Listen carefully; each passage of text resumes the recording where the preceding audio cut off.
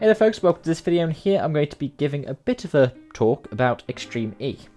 Now, Extreme E is the latest venture by Alejandro Agag, the person who founded and was CEO of Formula E until the end of this season just gone.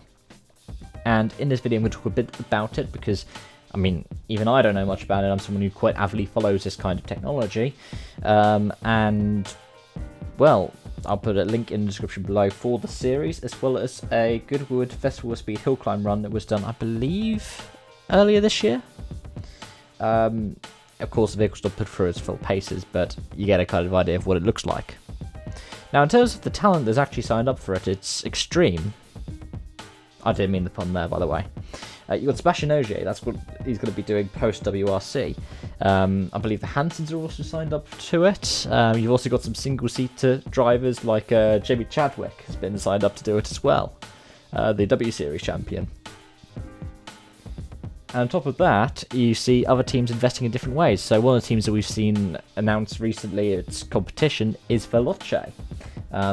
Also known as kind of an esports team, moreover.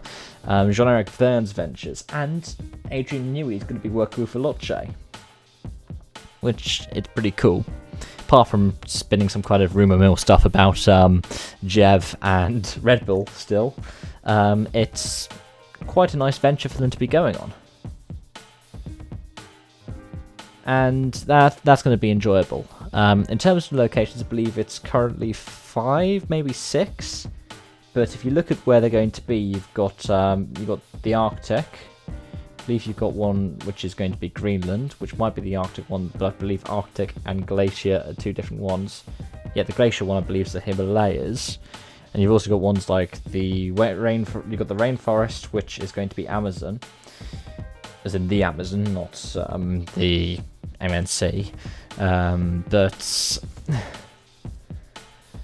it's all to kind of highlight different things about climate change or global warming. And with the Amazon, for example, is going to be mass deforestation. So the route's going to be a mixture of traditional rally race stuff, so like open area.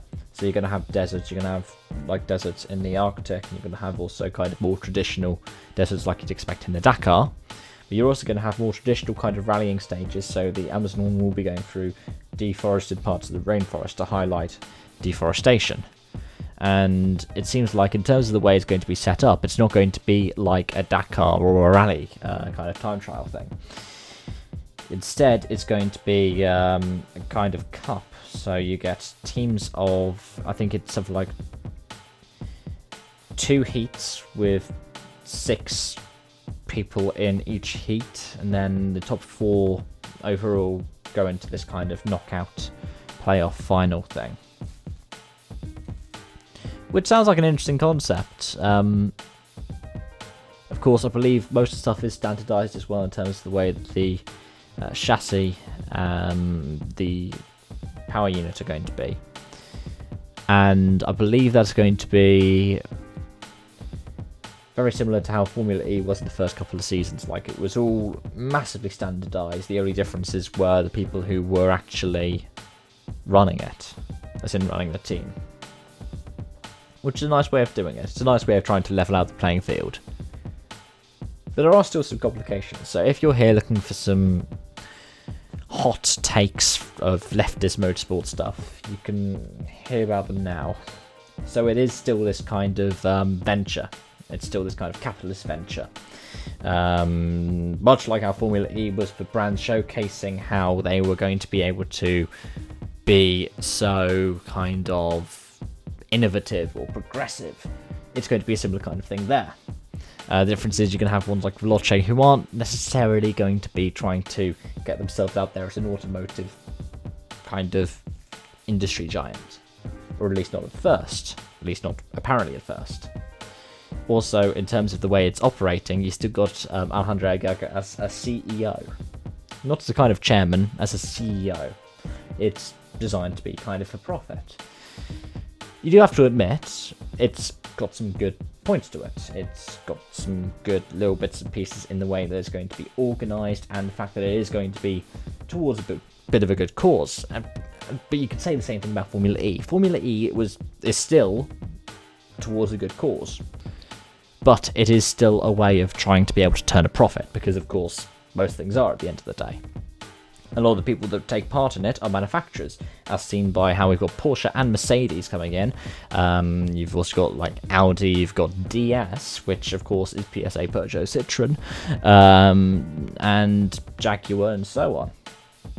In fact, remember, there's a big deal about the fact that the support series is Jaguar.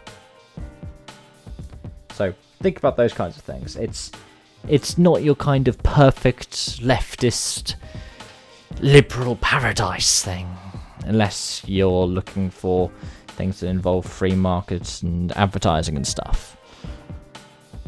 But it's still a nice thing to have. It's still an amazing thing to have. I'm still gonna try and find a way to watch it, provided that you can find some place free to air to watch it. Don't want to have to pay a subscription or anything like that.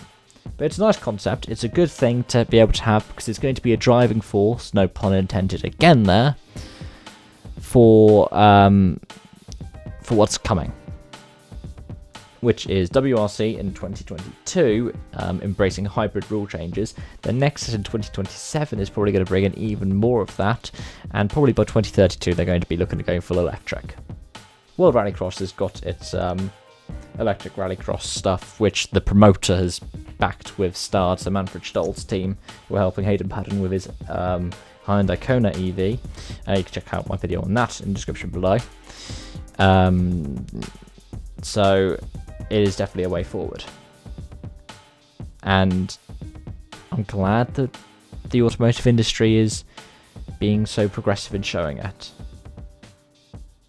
But that's my thoughts. Let me know yours in the comments below. Thank you so much for watching, and I hope to see you again soon. Bye bye for now.